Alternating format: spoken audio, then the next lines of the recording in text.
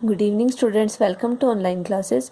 Class +2 में हम microbes in human welfare study कर रहे थे, जिसमें आज हम बात करेंगे माइक्रोब्स इन सीवेज ट्रीटमेंट।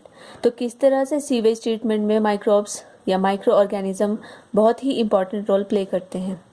सबसे पहले जो सीवेज टर्म आती है, it is use to represent municipal waste water.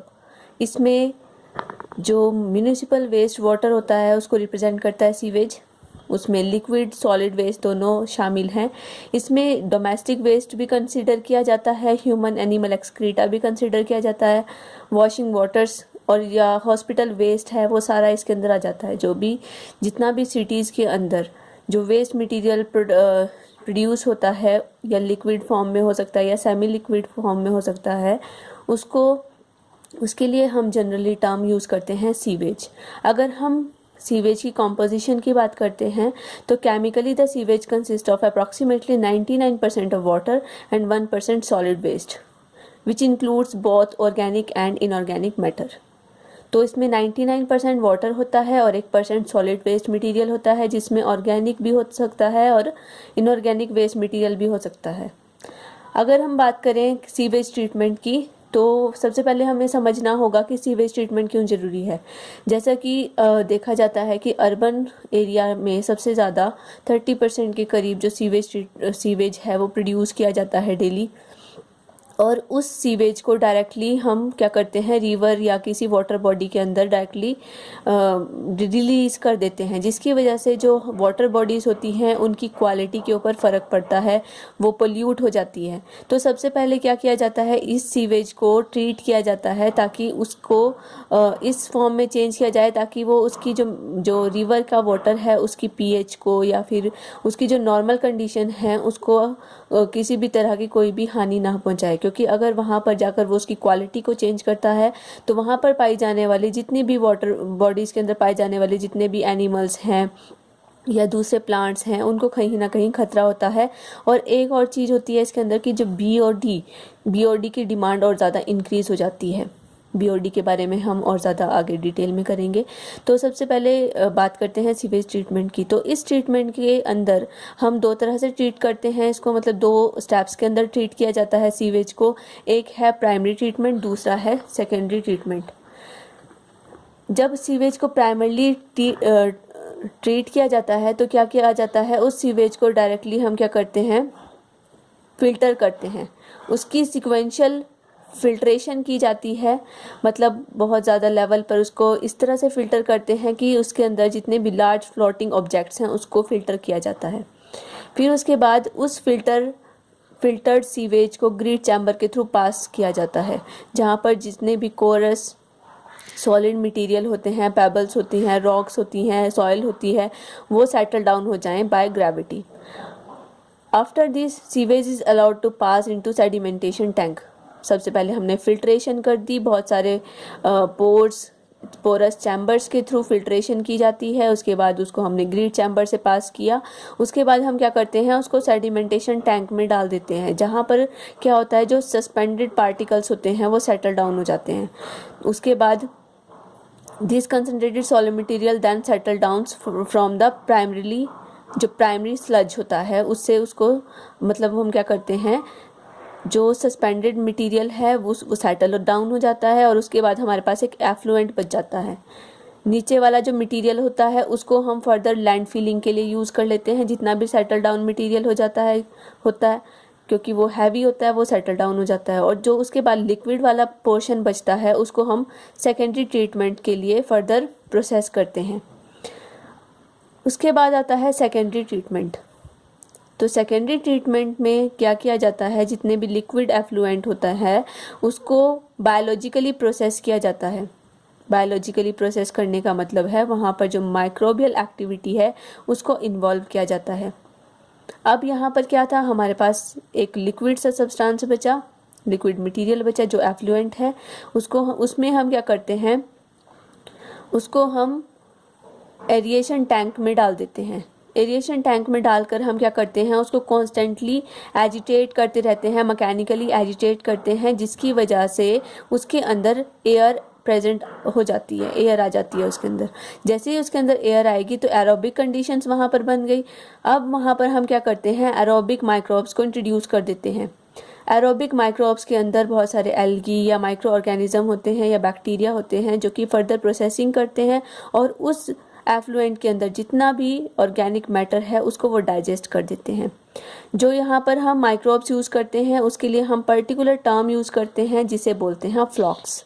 वो फ्लॉक्स बेसिकली क्या होते हैं, वो फ्लॉक्स होते हैं जिसमें बैक्टीरिया एल्गल थ्रेड्स के साथ एसोसिएटेड होते हैं। जो एल्गी है वो बेसिकली वहाँ पर ऑक्सीजन प्रोवाइड करती है और जो बैक्टीरिया है वहाँ पर वो क्या करते हैं, उसको जो ऑर्गेनिक मैटर उस एफ्लुएंट के अंदर प्रेजेंट होता है उसको वो डाइजेस्ट करता है और सिंपल मॉलिक्यूल्स में चेंज कर देता है। इसका मेन फंक्शन क्या है, जो फ्लॉक्स हमने इंट्रोड्यूस किया, फ्लॉक्स एक झाग जैसा मटेरियल है, मैशअप जैसा होता है। वो क्या करता है, उसके अंदर जो एफ्लुएंट है उस एफ्लुएंट के अंदर बीओडी की डिमांड को कम कर देता है। बीओडी क्या होती है, बायोकेमिकल ऑक्सीजन डिमांड होती है। It is the amount of dissolved oxygen that would be consumed if all the organic matter in 1 litre of water were oxidised by microorganisms. Basically क्या होता है, जो बैक्टीरिया है वो एरोबिक वहाँ पर एरोबिकली फंक्शन करते हैं, उनको ऑक्सीजन की रिक्वायरमेंट होती है, वो ऑर्गेनिक मटेरियल को तो डाइजेस्ट करते हैं लेकिन उनको और ज़्यादा ऑक्सीजन चाहिए होती है। लेकिन अगर उस वाटर में से वो ज़्यादा से ज़्यादा ऑक्सीजन को कंज्यूम करते रहेंगे तो वहाँ पर क्या हो जाएगा, उसकी जो डिमांड है वहाँ पर ऑक्सीजन की डिमांड है वो बढ़ेगी। लेकिन वो क्या करते हैं, जब ऑर्गेनिक मैटर को डाइजेस्ट करते हैं तो वहाँ पर जो ऑक्सीजन है उसकी ऑक्सीजन की डिमांड वहाँ पर रिड्यूस हो जाती है क्योंकि उसके अंदर उन्होंने ऑर्गेनिक मैटर को भी रिड्यूस कर दिया है। उसके बाद क्या किया जाता है, उस एफ्लुएंट को फर्दर पास किया जाता है सेडिमेंटेशन टैंक्स में, जहाँ पर जो माइक्रोबियल फ्लॉक्स हैं वो भी सेटल डाउन हो जाते हैं। अब माइक्रोबियल फ्लॉक्स हैं वो जो सेटल डाउन हुए हैं उस सारे मटेरियल को हम बोलते हैं एक्टिवेटेड स्लज। ठीक है, तो जो एक्टिवेटेड स्लज है उसको कलेक्ट कर दिया जाता है और उसके अंदर एनारोबिक डाइजेशन करवाई जाती है। अब एनारोबिक डाइजेशन में हम ऐसे बैक्टीरिया को इंट्रोड्यूस कर देते हैं जो एनारोबिकली काम करते हैं और वो क्या करते हैं, उन फ्लॉक्स को डाइजेस्ट कर देते हैं और वहाँ से बहुत सारी जो उसके अंदर जो ऑर्गेनिक मैटर प्रेजेंट होता है फ्लॉक्स के अंदर उसको भी वो डाइजेस्ट कर देते हैं और उसके रिजल्ट में वहाँ पर बहुत सारी गैसेस प्रोड्यूस की जाती हैं। एक mixture of methane, carbon dioxide and hydrogen sulphide is produced और जो कि एक तरह से फ्यूल का काम करती है और उसको वो हाईली इन्फ्लेमेबल होती है और उसको हम एज अ बायोगैस यूज़ कर सकते हैं। तो वो जो एक्टिवेटेड स्लज है उसका भी इम्पॉर्टेंट फंक्शन आ जाता है कि उसको हम फ्यूल की फॉर्म में यूज़ कर सकते हैं। और उसके बाद जो एफ्लुएंट हमारे पास बचा था वो तो नीचे वाला एक्टिवेटेड स्लज था और जो ऊपर वाला एफ्लुएंट था उसको फर्दर, अब वो प्योर है लगभग, लेकिन उसको फर्दर हम केमिकली ट्रीट करवाते हैं, डिसइंफेक्ट करते हैं और उसको अब उसका नेचर इतना प्योर हो चुका है कि हम उसको अगर वाटर बॉडीज़ के अंदर इंट्रोड्यूस करेंगे तो वाटर बॉडीज़ को कोई भी खतरा नहीं होगा। तो हम क्या करते हैं, उस एफ्लुएंट को ट्रीट करके वाटर बॉडीज़ के अंदर उस पानी को डाल देते हैं। तो इस तरह से सीवेज को ट्रीट किया जाता है, उसके अंदर से मटेरियल को निकाल कर उसको भी यूज़ करते हैं और वाटर को प्योर करके रिवर्स में डाल दिया जाता है। अगर हम इसको फ्लो चार्ट की फॉर्म में देखें तो क्या किया जाता है, जो प्राइमरी ट्रीटमेंट है उसमें रॉ सीवेज है हमारा, उसकी फिल्ट्रेशन या सेडिमेंटेशन की, सेडिमेंटेशन के बाद हमारे पास प्राइमरी सेटलिंग आती है, उसको हमने ग्रीट कर दिया, ग्रीट चैम्बर से पास ऑन किया तो ग्रीट चैम्बर से हमारे पास प्राइमरी स्लज बन गया, उसको हम कंपोस्ट या लैंड फिलिंग में यूज़ करते हैं। फिर जो एफ्लुएंट हमारे पास बचा, जो ऊपर का लिक्विड वाला मटेरियल बचा, उसकी फर्दर हम सेकेंडरी ट्रीटमेंट करते हैं। सेकेंडरी ट्रीटमेंट करने के लिए हम क्या करते हैं, उसमें उसको एरिएशन चैम्बर से पास करते हैं। एरिएशन चैम्बर में एयर को इंट्रोड्यूस कर दिया जाता है जिसके थ्रू हम उसमें एरोबिक एक्टिविटी करवा सकें, बायोलॉजिकल प्रोसेस होती है पूरी। तो एरिएशन टैंक्स के अंदर जो फ्लॉक्स हैं वो अपना काम करते हैं, फ्लॉक्स को इंट्रोड्यूस किया जाता है। फ्लॉक्स क्या करते हैं, उसके अंदर जो ऑर्गेनिक मैटर है उसको डाइजेस्ट कर देता है और डाइजेस्ट करने के बाद उसको हम क्या करते हैं, सेडिमेंटेशन टैंक में डाल देते हैं। सेडिमेंटेशन टैंक में फ्लॉक्स को भी नीचे सेटल डाउन करवा दिया जाता है, वहाँ पर हम एनारोबिक एक्टिविटी करवाते हैं। एनारोबिक एक्टिविटी के बाद उसको हम फर्दर ट्रीट करते हैं तो वहाँ से बहुत सारी जो गैसेस हैं वो इंट्रोड्यूस मतलब वहाँ पे रिलीज़ होती हैं और उन गैसेस को हम एज अ बायोगैस या फ्यूल की फॉर्म में अलग से कलेक्ट कर सकते हैं। तो ये एक्टिवेटेड स्लज था, उसको हमने अलग से ट्रीट करवा दिया और जो हमारे पास सेकेंडरी सेटलिंग के बाद जो लिक्विड बचा था, एफ्लुएंट बचा था, उसको हम केमिकली ट्रीट करते हैं और उसको फिर हम प्योर करके रिवर्स के अंदर छोड़ देते हैं।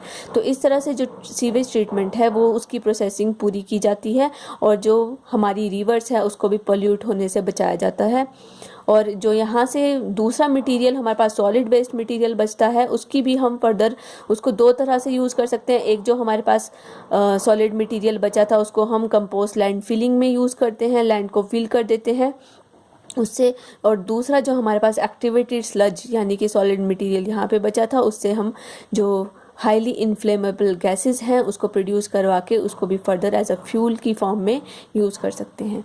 तो इस तरह से एक तरह से यहाँ पे सस्टेनेबल डेवलपमेंट हो जाती है और जो मटेरियल हमारे पास प्रेजेंट होता है उसको हम पोल्यूटेड स्टेज से नॉन पोल्यूटेड स्टेज तक लेके आते हैं और उसको उससे ही हम क्या करते हैं, डिफरेंट प्रोडक्ट्स की प्रोडक्शन करते हैं। इस लेक्चर में इतना ही। इसके बाद हमारे पास नेक्स्ट टॉपिक आता है गोबर गैस का, उसको हम नेक्स्ट लेक्चर में कंटिन्यू करेंगे। Thank you class.